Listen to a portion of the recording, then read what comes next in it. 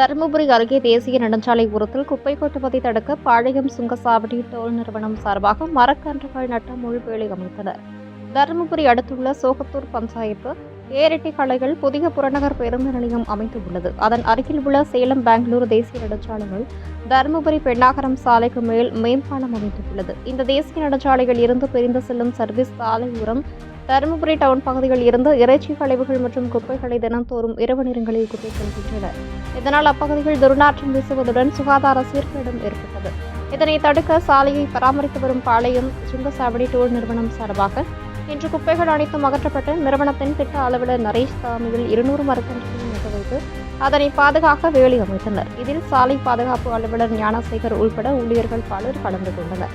மேலும் இதுகுறித்து பாளையம் புதூர் சுங்கசாவடி டோல் திட்ட அலுவலர் நரேஷ் கூறுகையில், சேலம் கிருஷ்ணகிரி தேசிய நெடுஞ்சாலை பெண்ணாகரம் மேம்பாலத்திலிருந்து கிருஷ்ணகிரி செல்லும் சர்வீ சாலை ஓரத்தில் கோழி கழிவுகள், மீன் கழிவுகள், குப்பை உள்ளிட்டவைகளை கொட்டி சுகாதார சீர்கேடு ஏற்படுத்தியுள்ளனர்.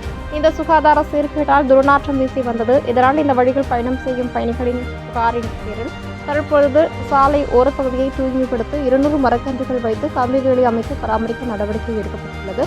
மேலும் இந்த பகுதியில் தேவையற்ற கழிவுகளை கொட்டி சுகாதார சீர்கேடு ஏற்படுத்துபவர்கள் மீது சட்ட ரீதியாக கடுமையான நடவடிக்கை எடுக்கப்படும் என்றும் எச்சரிக்கை விடுத்தார். பெண்ணாகரம் மேம்பாலத்தில் அருகிலே புதிதாக பேருந்து நிலையம், தருமபுரி புறநகர் பேருந்து நிலையம் ஒன்று அமைக்கப்பட்டுள்ளது.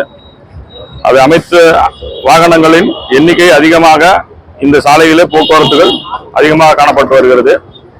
ஆனால் அப்படி இருந்தும் பொதுமக்கள் இந்த கடை நடத்துறவங்க கோழி கழிவுகளையும் மீன் கழிவுகளையும் கொண்டு வந்து பொதுமக்களுக்கு பாதிப்பு ஏற்படும் வகையில சாலை ஓரங்களை கொட்டிவிட்டு சென்று விடுகிறார்கள்.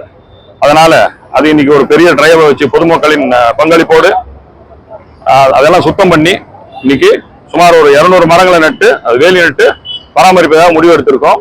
இதுக்கப்புறம் இது போன்ற தவறுகளையோ இந்த கழிவுகளை கொண்டு வந்து கூட்டிய செயல்களை யாரும் செய்ய வேண்டாம்னு இது மூலமா கேட்டுக்கிறோம். அந்த மாதிரி செஞ்சாக்கா சட்டப்படி அவர்களுக்கு நடவடிக்கை எடுக்கப்படும் என்று இதன் மூலம் தெரிவித்துக் கொள்கிறேன்.